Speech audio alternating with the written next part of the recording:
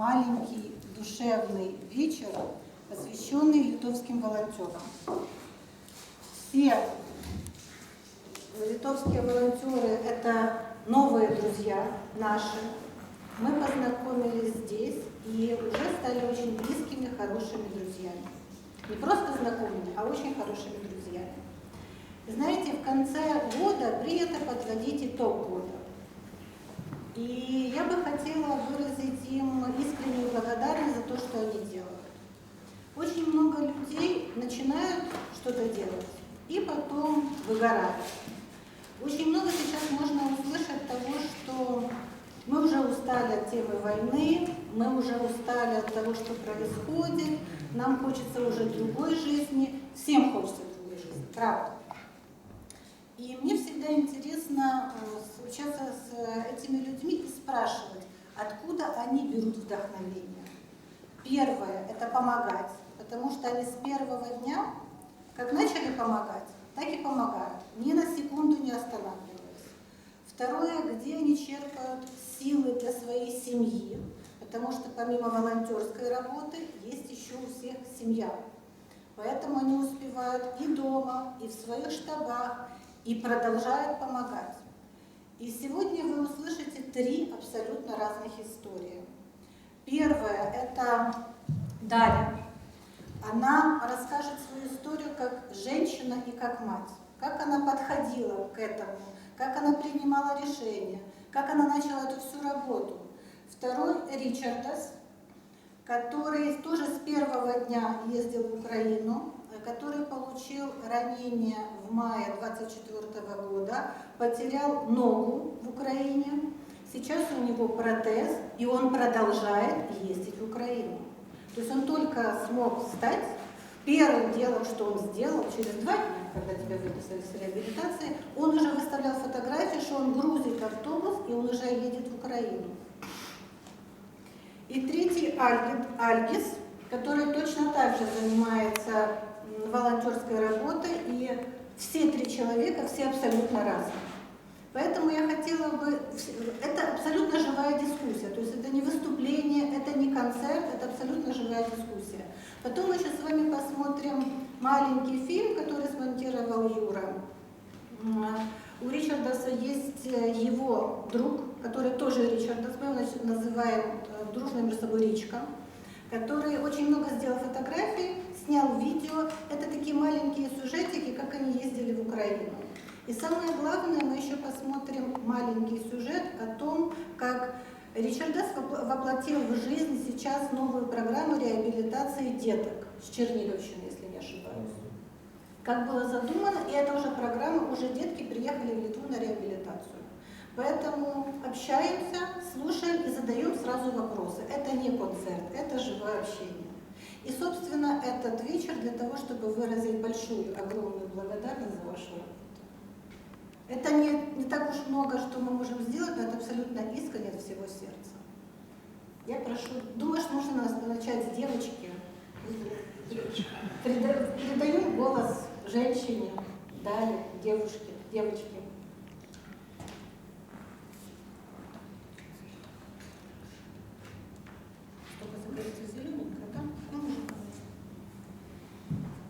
Pirmiausiai noriu visus pasveikinti, kurie, aš manau, kad dauguma supranta lietuviškai.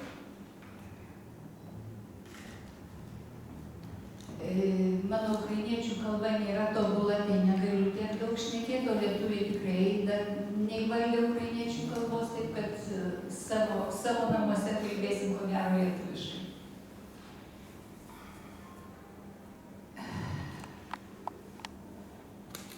Geri žmonės. Mes kalbam apie savanorius, kad tai yra geri žmonės. O žinokit,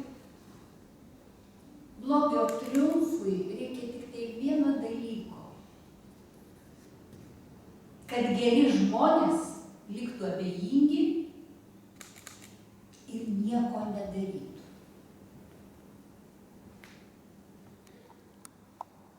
Geri žmonės. Nekenkiantys, bet ir nieko nedarantis. savanorystė tai yra tokia veikla, kuri reikalauja labai ištvermingos kantrybės.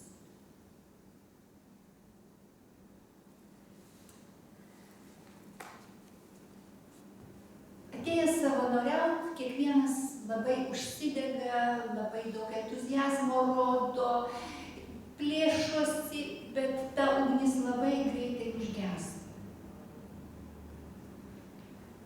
Ir va tie geri darbai kažkaip tai blėsta, išblėsta, todėl kad nėra vieno dalyko, nėra kantrybės.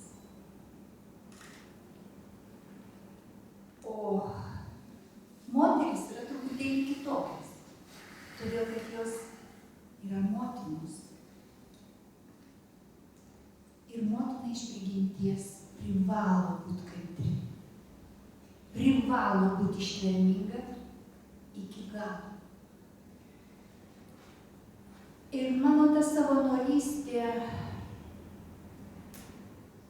atsirado ne 2014, ne 2022, bet žymiai anksčiau. Aš mačiau pavyzdį savo šeimoje. Savanorystė gimsta iš meilės artimui. Noro padėti tam, kuris šalia, kuriam reikia pagalbos. Tai pirmiausiai yra šeima, toliau mokykla. Mokykloje taip pat, nežinau dabar, kokia ta gerumo sėkla pasėta mokykloje, bet mes, mano laikais, kai mokėmės, jeigu kam nesisekdavo, mes stengdavomės visi padėti jam, ne tik tai mokytojai, bet ir mokiniai. Nenustumti, ne per jo galvą perimti ir tapti lyderiu, kaip dabar labai madinga, bet tai taip pat buvo tam tikra savanorystė, kai pasilikę po pamokų padėdavo tiem dvejetukininkam įveikti tą nežinios barjerą. Toliau jaunystė. Jaunystėje irgi stengiamės vienas kitam padėti, atsirado tie patys gražiausi, švelniausi jausmai ir norėjosi irgi būti geru kitam. Dar labai didelė man mokykla buvo skautybė. Labai įdomu, pirmiausiai mano vaikai tapo skautais, o paskiau aš atėjau į skautybę. Ir tai yra jau gyvenimo būdas. Ko gero, jūs nežinot, skautai ant savo kaklaraiščių turi užsirišę mazgelį. Ir tas mazgelis vadinasi gerojo darbelio mazgelis. Žinom, kad močiutės susirišdavo ant nosinės mazgiuką, kad ko nors nepamirštų. Tai va čia skautai, kad nepamirštų kiekvieną dieną padaryti nors po vieną gerą darbelį, užsiriša tą mazgelį. Ir tas, va aš specialiai ir susakiau tuos visus laiptus, tas visas pakopas, kurios ugdo ištvermę, kantrybę ir pasiaukojimą. Na, o jeigu pradėti kalbėti apie šitą savanorystę, kuri dabar yra, tai jinai prasidėjo, kaip aš sakau, jau nuo Maidano, nuo 2014 metų, jau tada mes po Krymo okupacijos, po Rytų Ukrainos okupacijos, jau mes ruošiam siuntinėlius, siųsdavom į Ukrainą. 15 metais aš pati važinėjau po Ukrainą ir mano patys artimiausi draugai, tai yra chersoniečiai, Chersono sritis. Ir ta draugystė užsimezgė ir ta pagalba tokia buvo dar ne tokia labai aktyvi, bet jau jinai buvo.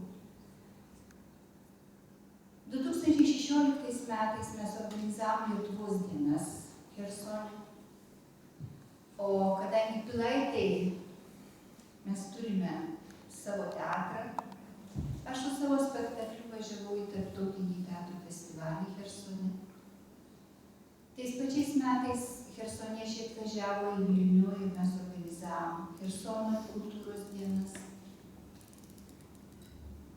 Ir tie visi pasakojimai, galų gale tai, ką mes patys savo akim pamatėm.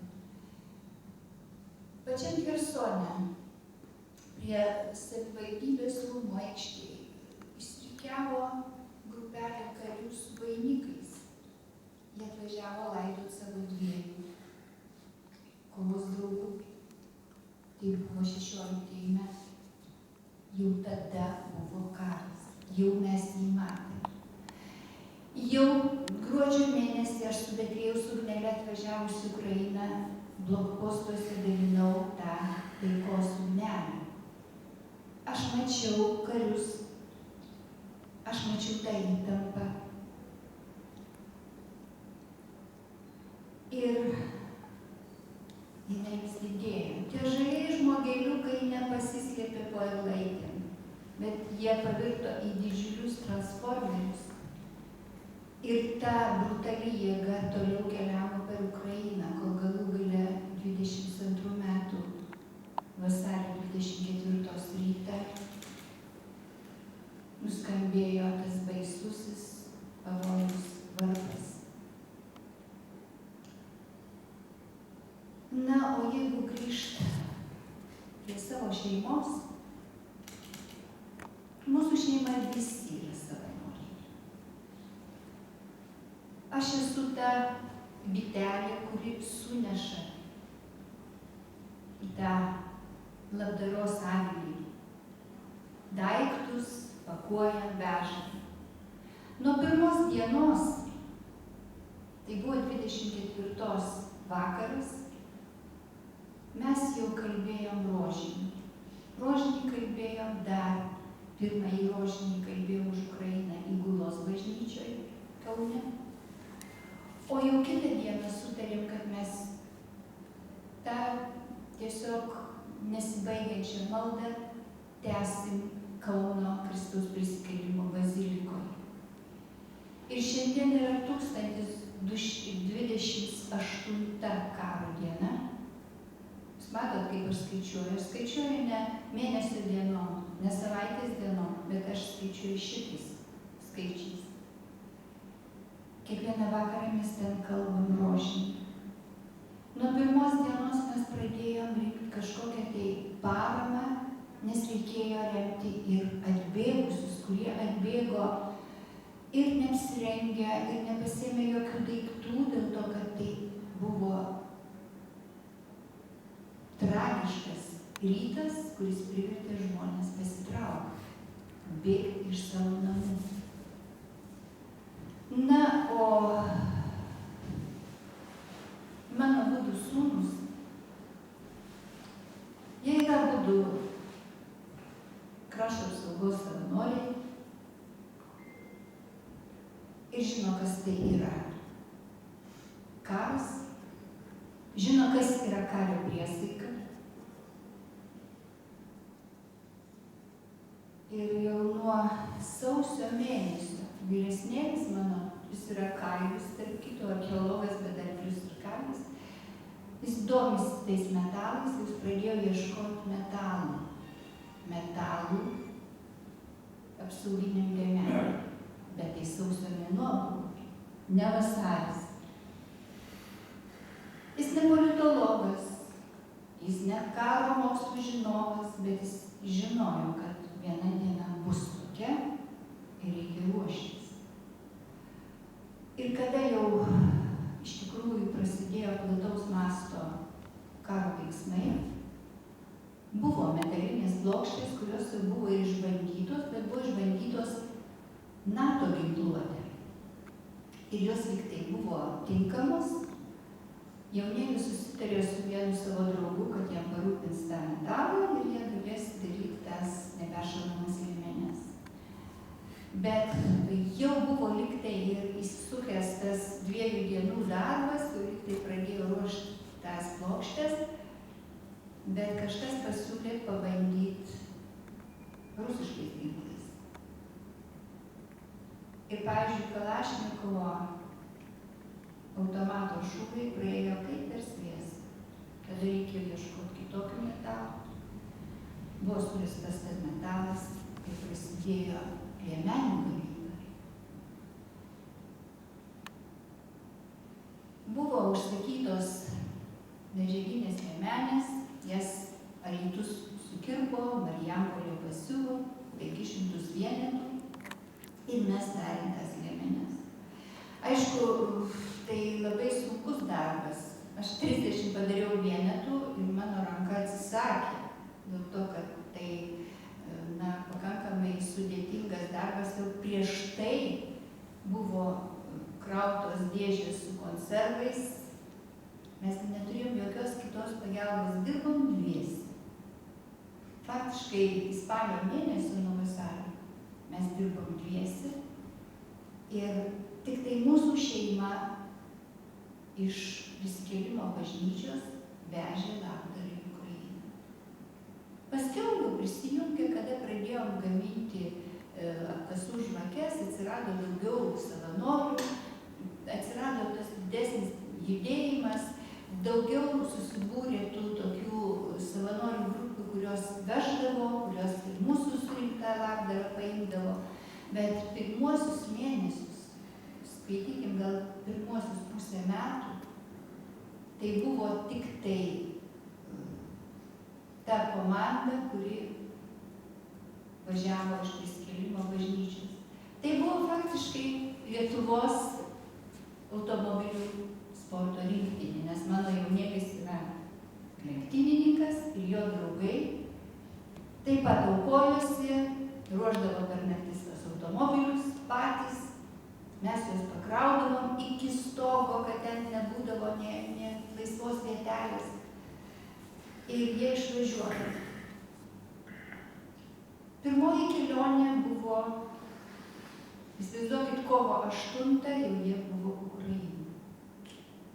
Kaip greitai mes susisukom. 5 automobiliai buvo įsigyti, jie buvo pakrauti tą visą labdarą, kurią surinkom, tai buvo nežinau kiek tonų ir visą tai iškeliavo į Ukrainą. Bet tai buvo dar, kaip sako, nepraminti keliai, dar nebuvo žinoma, kaip viskas vyks. Jie vežė iki sienos, reiškia, pervažiavo Ukrainos sieną, ten juos pasitiko. Kitos kelionės buvo jau gilyn į Ukrainą. Ir taip kas savaitę jie spėdavo grįžti ir vėl atgal, spėdavo grįžti ir vėl atgal. Ir mano malda buvo ne tik už Ukrainą. Tol, kol jie nekirsdavo sienos iš Ukrainos Lenkiją, tol mano širdis drebėdavo, tol aš už juos meldžiausi ir prašiau visų šventųjų apsaugos.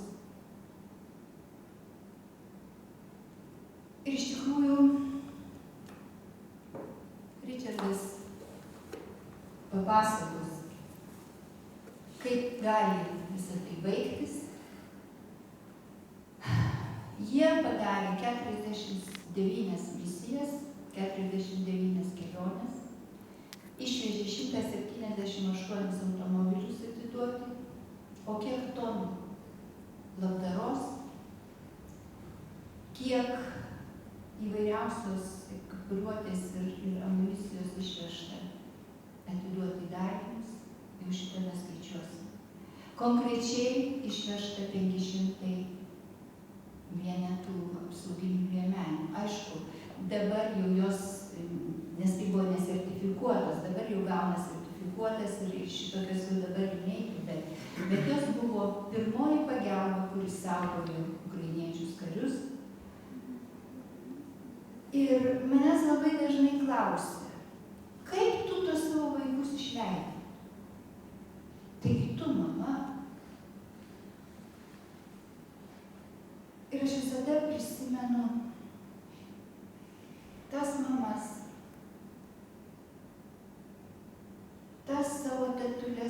močiutės, netgi iš mūsų šeimos giminės, kurios laimino savo vaikus, išleisdamos į mišką ginti Lietuvos. Ir jos tikrai žinojo, kad jie negrįš.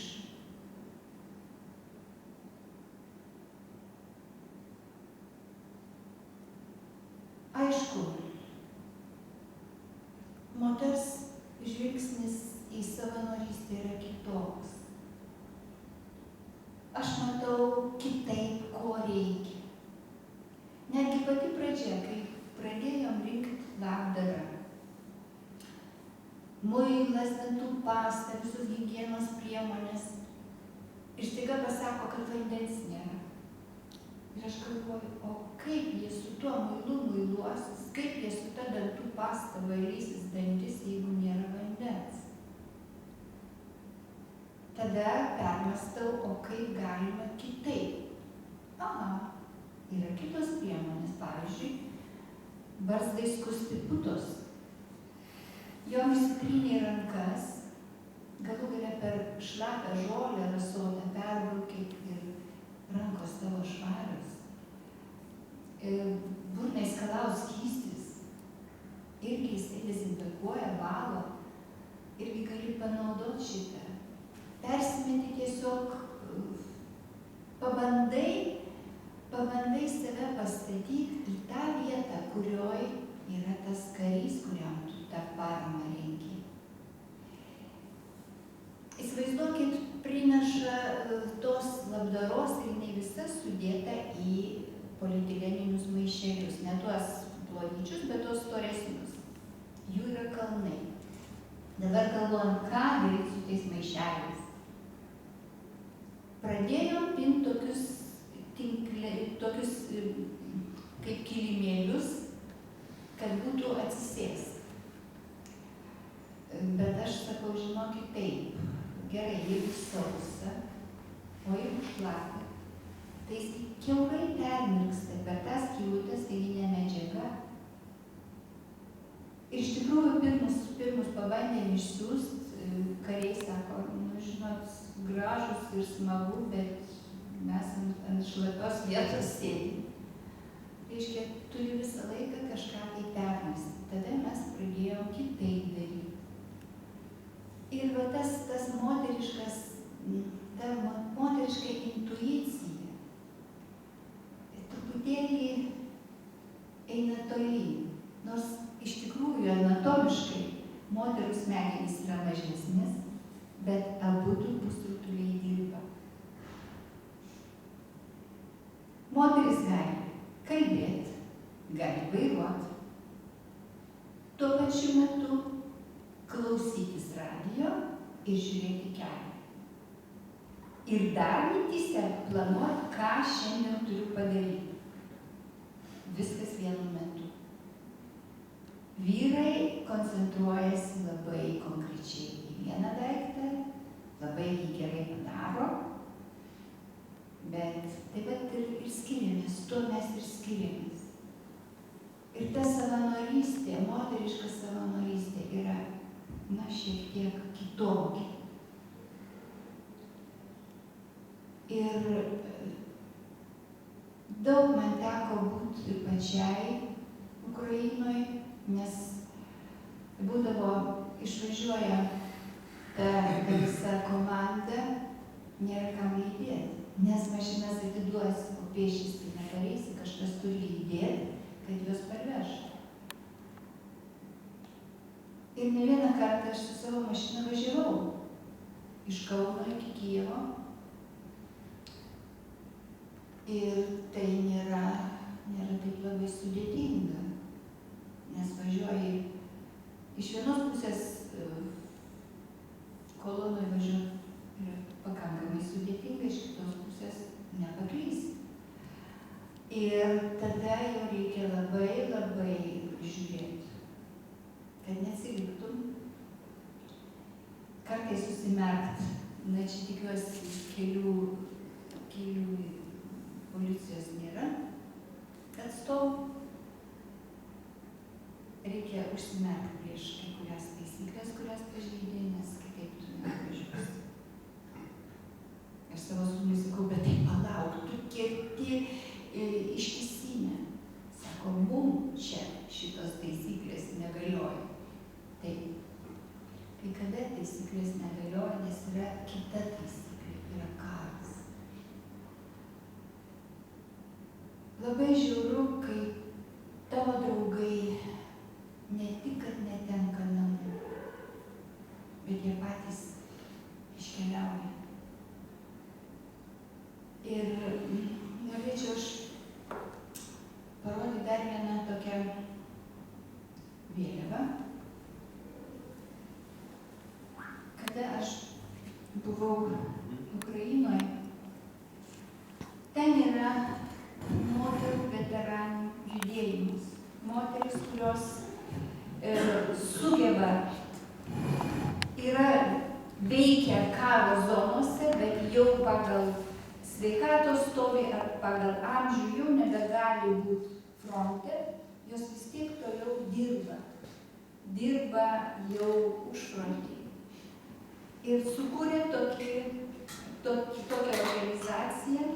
Ir kada aš atvažiavau, mane į šitą organizaciją taip pat priėmė. Ir aš esu tikrasis šitos organizacijos narys, bet ir vėliavą padovanojau. Ir aš labai didžiuojasi, kad viena iš jų, kurios slapyvardis yra Kuba, jauna mergaitė, ir dabar jinai dar fronte, jinai yra ir paramedikė, ir kariauja. Jinai labai tiesiog susižavėjo manim ir mes labai draugaujam su ją. Dabar paskutinį kartą jinai įdėjo man savo kuprinę. Sako, jūs taip Chersoną mylit, kad aš jums dovanoju savo kuprinę su arbūzais. O arbūzas, tai patys geriausi, patys skaniausi yra Chersono srity arbūzai.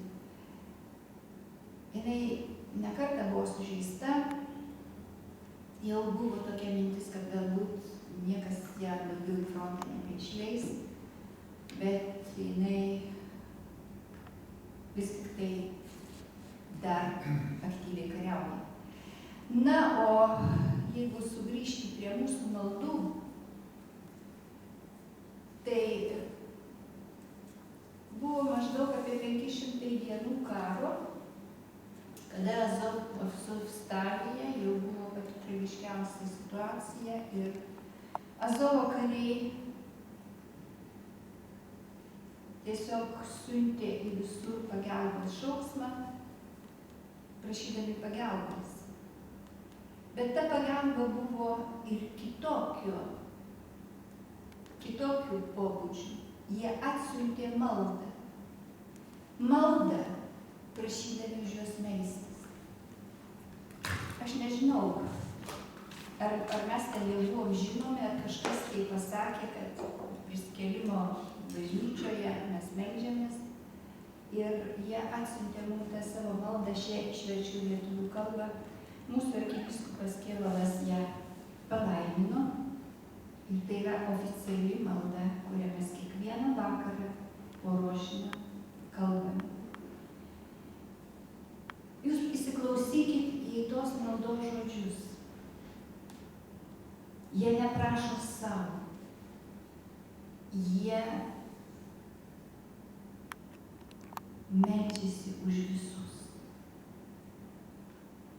Dieve, mūsų dangiškasis Tėve, mūsų gelbėtojo, mūsų viešpaties ir mūsų Dievo Jėzaus Kristaus vardu, meldžiame Tavęs atleidimo, gailestingumo ir išgydymo visose pasaulio tautose. Palaimink mus ir atitrauk rankas tų, kurie planuoja blogį prieš žmoniją. Mes stovime ir esame stiprinami tik tikėjimo Tavo jėga ir Tavo galia. Tegul jokia nelaimė neprisartina prie mūsų ir mūsų namų. Viešpatie Jėzau Kristau, apsaugok mus ir pašalink kiekvieną priešą.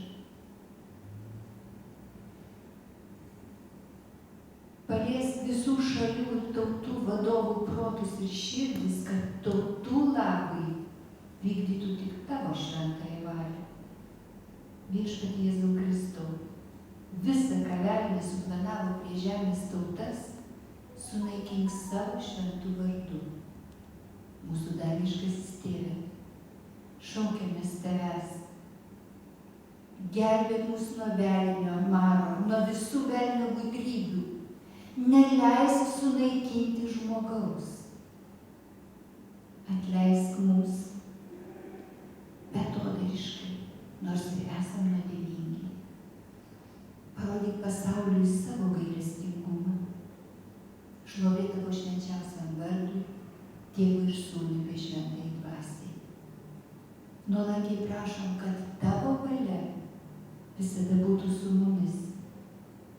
Meldžiame tave, teisingasis Tėve, palaiminimo tiems, kurie į tave meldžiasi ir šaukiasi tavo šventojo vardo. Mes nuolankiai prašom tavęs, tėviškos, visos žmonijos žemėje apsaugos. Išgirsk, atleisk ir išgelbėk mus, dangiškasis Tėve. Šventoji Trejybė, garbė Dievui Tėvui ir Sūnui ir Šventajai Dvasiai, kaip buvo pradžioje, dabar ir visados ir per amžius. Amen. Šlovė, šlovė, dėkojame Dievui. Ir šitokia malda, aš net neįsivaizduoju, kaip ten tame baisiame Azovstalyje užgimė tokie žodžiai. Tai iš tikrųjų yra tikras širdies šauksmas, bet tyros širdies.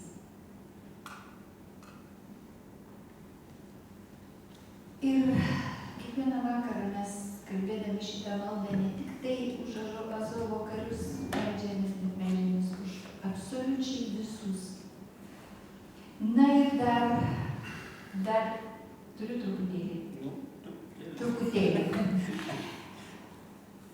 Čia dar susikūrė tokia labai įdomi organizacija.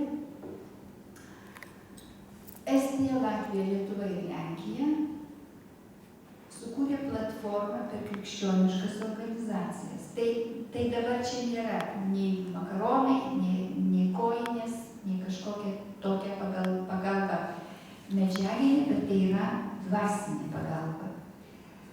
Ir mes kiekvienas pasidalinom, kas kuo rūpinsimės. Na, Lietuvoje kol kas esu aš viena, atstovauju šitą organizaciją ir mano užduotis rūpintis reabilitacija. Karių reabilitacija rūpinasi mūsų krašto apsauga. Tai yra finansavimas, kažkiek tai tų karių atvažiuoja gydytis, reabilituotis, bet jų šeimos, kuriom ypač reikalinga pagalba, ta reabilitacija labai reikalinga, jie šito negauna. Tai vat mūsų užduotis Lietuvoje padėti, suorganizuoti, kad galėtų atvykti ir šeimos. Nes situacija yra labai baisi, man teko ir su tais kariais bendrauti, kai jie sugrįžta porai dienų į namus, jis įsivaizduoja, parvažiuosiu namo, žmona, vaikai, čia aš pasikrausiu, ta tokia gera energija, o žmona pervargus, čia stogas nuneštas, čia elektros nėra, čia viskas sugriuvę, vaikai irgi galbūt kažkokiu tai problemu, jinai laukia to vyro, kad jisai grįž iš fronto ir padės į ten per porą dienų susitvarkyti šeimos reikalus. Ir abudu viens į kitą atsimuša tikėdamis ir viens iš kito nebesulaukia tos pagalbos, nes nėra resursų, fizinių ir psichologinių resursų. Tai vat mūsų yra užduotis bandyti organizuoti reabilitaciją šeimom. Kiek jau visur atsimušu į sieną dėl to, kad tai yra finansavimas. Finansavimo valstybė negali duoti. Mes dabar kuriam fondą ir kažkiek tai surinksim pinigėlių ir bandysim tas šeimas pasikviesti kartu su kariais, kad jie galėtų tiek psichologinę, tiek galbūt ir medicininę reabilitaciją gauti, nes jiems visko reikia. Tai gal paskiau, kada mes diskutuosim, gal dar kažkokiu klausimu, bet moterys yra stiprios, ištvermingos ir kantrios. Ačiū. Сейчас тогда запущу фильм про Ильича Дубова, и тоже будет час немного. Об этом вечере, что мы преодолели. Спасибо вам большое.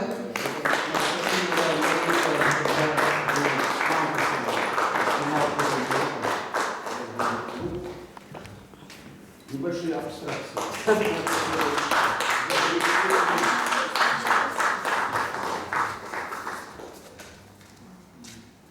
На первой картине это башня Мариупольская. Да, это когда я с Маркосом Федоровичем на первом проекте на Мариуполе, это вот эта башня. Тут вот с последних таких какие-то теплые ощущения, так что я абстракциями занимаюсь разными работками, но на память хотя бы маленькие мои презентики вам. Спасибо вам. Дякую.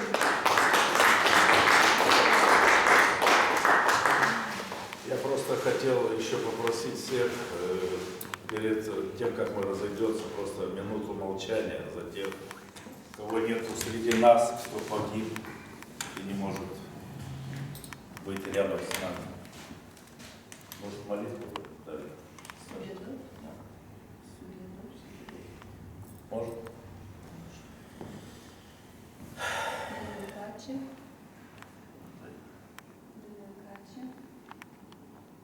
Я думаю, вряд ли кто-то споет. Я думаю, вряд ли кто-то споет. Нет, я сама. Хорошо.